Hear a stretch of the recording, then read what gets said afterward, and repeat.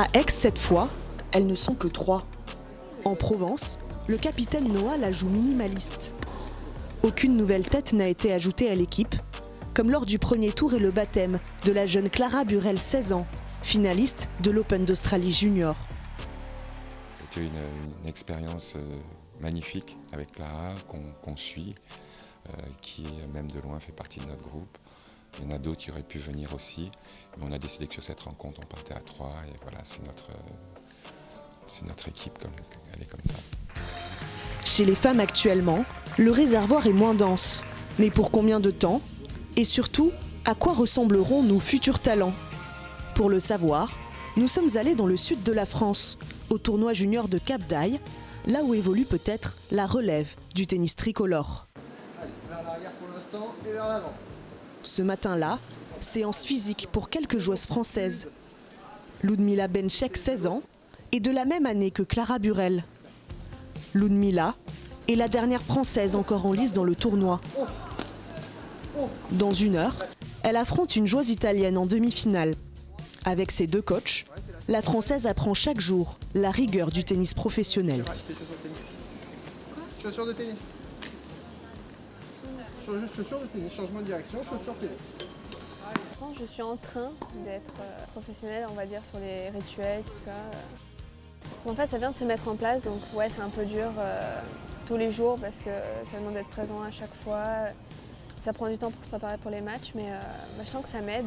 Et qu'à force de faire ça, je pense que je vais me sentir de mieux en mieux. 78e au classement ITF Junior, la Française est encore en plein apprentissage.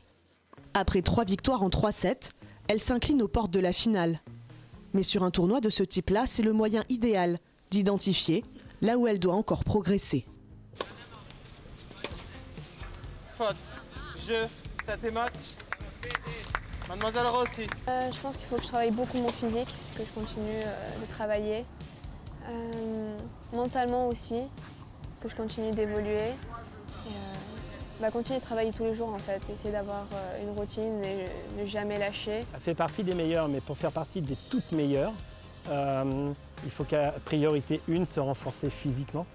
Voilà, on l'a vu aujourd'hui, elle perd en demi, pas par manque de tennis, mais par manque de fraîcheur, par manque, voilà, c'est pas évident de gagner un tournoi et gagner 5 matchs. Le physique, voilà l'un des domaines où nos joueuses françaises doivent globalement progresser.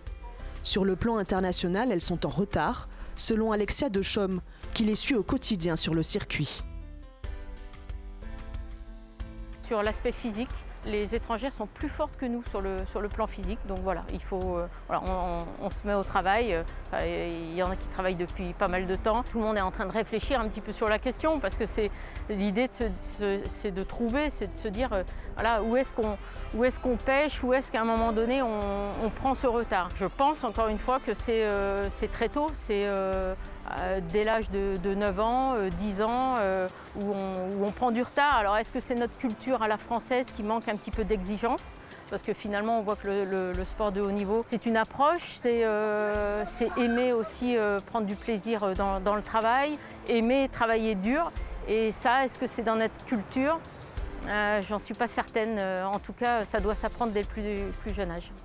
Désormais, avec 4 top 100 et 2 top 200, la France est en retard sur le très haut niveau mondial. Un creux qui peut s'expliquer par des générations un peu moins dorées.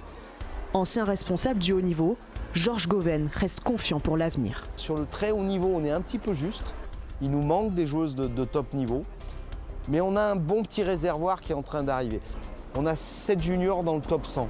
Alors toute comparaison gardée, parce que si je dois donner un autre chiffre, actuellement, pour vous dire, les Américaines, elles ont 22 juniors dans le top 100.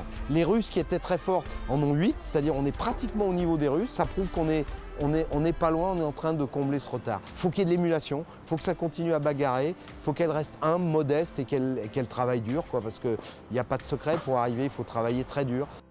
À Cap d'Aille ce jour-là, Novak Djokovic était sur le court d'à côté pour tourner une publicité. De quoi rappeler à ces petits génies que si la route est longue, tous les rêves sont permis, comme celui de Ludmila, jouer un jour pour l'équipe de France. Ça fait rêver, t'as aussi envie de participer un jour dans la Fed Cup, c'est incroyable. J'espère qu'un jour ce sera mon cas aussi.